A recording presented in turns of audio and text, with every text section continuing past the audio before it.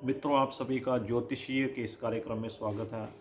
आज मैं आपके समक्ष इष्ट देव के ऊपर चर्चा लेके उपस्थित हुआ हूँ। कैसे हम पहचान सकते हैं कि हमारे इष्ट देव कौन हैं, जिनकी हम उपासना साधना करके हम उस परमात्मा के परम तत्व को प्राप्त कर सकते हैं। तो चर्चा को आगे बढ़ाने से पहले मैं आपसे कुछ वार्तालाप करना चाहता हूँ। कई सारे मित्र, कई सारे साथी मेरे से ये सवाल पूछते हैं कि क्या ज्योतिष, क्या ये विद्या असली में काम करती है या ये सिर्फ एक दूसरे को बेवकूफ़ बनाने का तरीका है।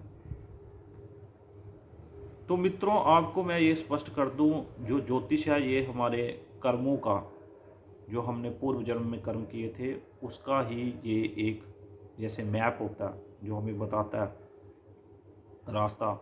उसी तरह जो हमने पिछले जन्म में हमने कर्म किए थे वो ही ये हमारी जो एस्ट्रोलॉजिकल जो हमारे चार्ट्स हैं उसमें ये रिफ्लेक्ट हो जाता है। ये हमारे ऋषि मुनियों ने कई तपस्या साधना से ये जो विद्या थी उसका आविष्कार किया था। तो मित्रों, आप सभी को ये बता दूं कि लॉ ऑफ कर्मा हमेशा काम करता है। जो हम कर्म करेंगे उसी के अनुसार हमें फल मिलता है। गीता में भी भगवान कृष्ण ने यही बताया था, जैसा आप कर्म करोगे वैसा ही आप फल पाओगे। उसी प्रकार जो हमने पूर्व जन्म में कर्म किए थे, जो हम कर रहे हैं, अभी भी कर्म कर रहे हैं, वो भी सारे हमारे एस्ट्रोलॉजिकल हमारे जो चार्ट्स हैं उसमें रिफ्लेक्ट होते हैं। सो ये एक लैंग्वेज है जिसको जो हमारे एस्ट्रोलॉजर्स हैं, जो हमारे ज्योतिष आचार्य हैं, वो इस लैंग्वेज को जानते हैं, इसे पढ़ते हैं और हमें बता सकते हैं कि हमारा जो पूर्व जन्म के कर्म थे, इस जन्म में कर्म है, वो हम कैसे उनको सुधार सकते हैं, कैसे उनका पश्चाताप कर सकते हैं और हमें किस दिशा में हमें कार्य करना चाहिए, ताकि हम उन जो इफ़ेक्ट्स हैं, जो उनके प्रभाव हैं पिछले जन्म के कर्मों के, जो एक्शंस हैं, उनको थोड़ा सा हम मैनेज कर सकें, ताकि हमारे जो एफर्ट्स हैं वो वेस्ट ना जाएं। अंत में आपको मैं एक टिप दूंगा जो कि आपके जीवन को कई स्तर तक सुधार कर सकते हैं। तो मित्रों, आपको मैं ये स्पष्ट कर दूं कि आज हम चर्चा करना चाहते हैं इष्ट देव पर। सनातन धर्म में हर एक वस्तु में भगवान की उपस्थिति को माना गया। भगवान हर जगह है और हर एक वस्तु में अग्नि, वायु, जल, पृथ्वी, आकाश में हम भगवान को मानते हैं। हम में भी भगवान है, तभी हम नमस्कार करते हैं। एक दूसरे में अगर हम किसी व्यक्ति से मिलते हैं हम उसको नमस्कार करते हैं, ताकि उसके अंदर जो परमात्मा, जो उनका तत्व विराजमान है, हम उसे नमन करते हैं। तो मित्रों, आप सभी को बता दूं कि हमारा जो एस्ट्रोलॉजी में हम जो चार्ट बनाते हैं उसमें हमारा चार्ट कुछ ऐसा रहता है। अगर आप किसी ऐप से, किसी कंप्यूटर में, अगर आपने सॉफ्टवेयर में अगर कभी देखा होगा तो उसमें ऐसा चार्ट होता है। और इस चार्ट में क्या रहता है मित्रों इस चार्ट में ऐसा रहता है कि इसमें कुछ नंबर्स लिखे होते हैं। जैसे यहाँ 1 लिखा होगा, किसी के 2 भी लिखा जा सकता है। वो डिसाइड होता है कि आप किस लगन में पैदा हुए थे। अगर कोई जिसके 1 लिखा होगा वो मेष लगन में पैदा हुआ होगा। फिर ऐसे ही 2, 3, 4 अलग अलग नंबर यहाँ लिखे रहते हैं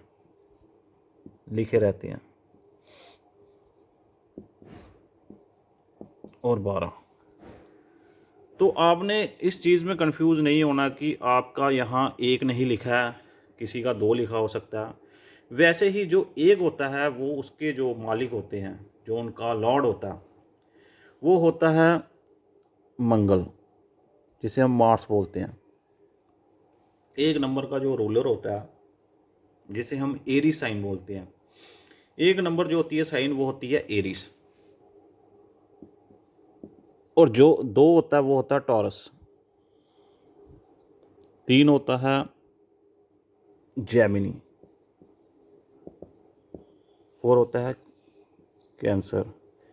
5 होता है लियो। 6 होता है वर्गो। 7 होता है लिब्रा। 8 होता है, वैसे ही मित्रों जो 8 नंबर की होती है उसे बोलते हैं हम स्कॉर्पियो।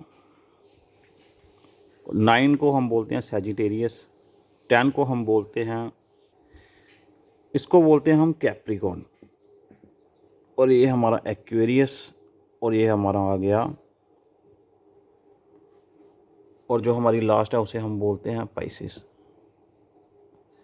सो मित्रों, इसी प्रकार जो जिनका एरी साइन होगा उनका 1 नंबर से ये शुरू होगा और यहाँ लिखा जाएगा 5 नंबर, और 5 नंबर की जो राशि होती है वो होती है लियो, जिसके लियो के लॉर्ड होते हैं सन।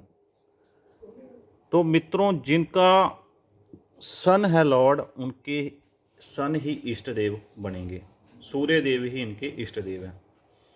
अगर जिसका यहाँ 2 नंबर होगा वो हो गया हमारा टॉरस साइन, और अगर हम टॉरस से शुरू करेंगे तो यहाँ 3, 4, 5, 6 और 6 होता है हमारा वर्गो होता है, इसके लॉर्ड होते हैं बुध देव।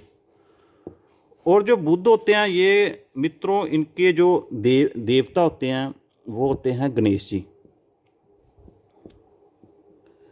सो जो आपका नंबर यहाँ लिखा होगा इस खाने में, this is your 5th house.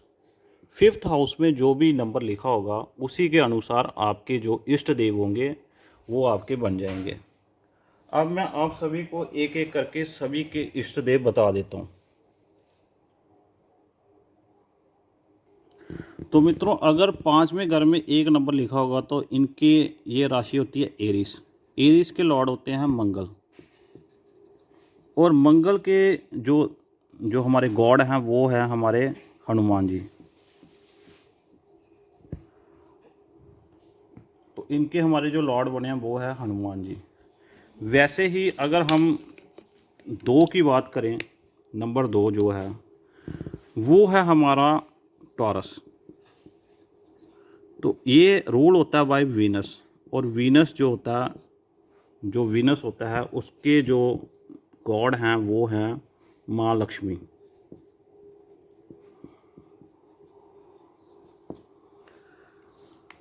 तो गाइस, ऐसे ही हम बाकी भी जो हमारी नंबर 3 हैं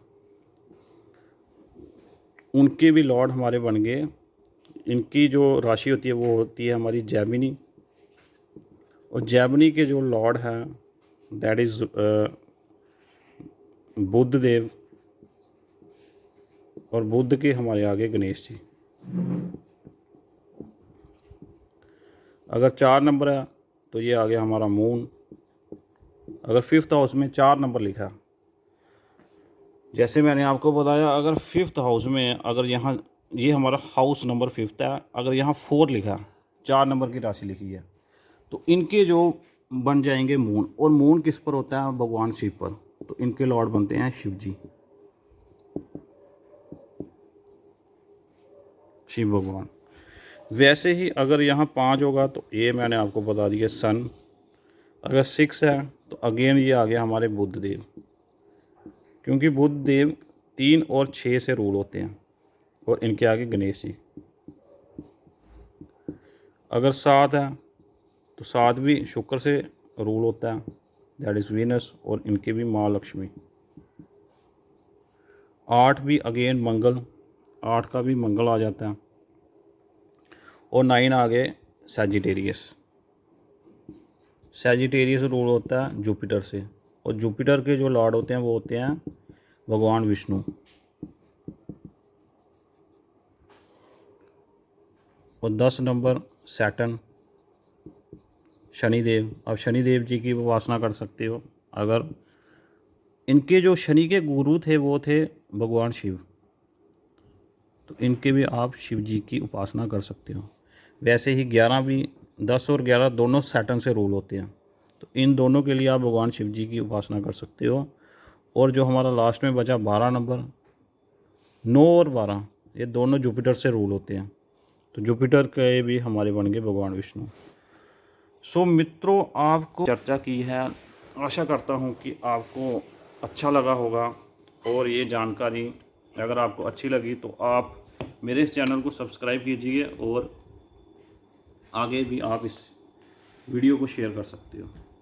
धन्यवाद मित्रों, आपका दिन मंगलमय हो। Thank you.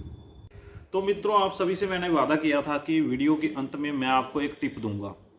तो टिप इस प्रकार है कि अगर आप अपने इष्ट देव की पूजा करते हैं, अगर आप अपने इष्ट देव को प्रसन्न कर लेते हैं, तो आपकी कुंडली में चाहे कितने भी ग्रह दोष, कितने भी दोष क्यों ना हो, वो दोष आपको अधिक परेशान नहीं कर पाएंगे। तो यही आज की टिप थी। धन्यवाद।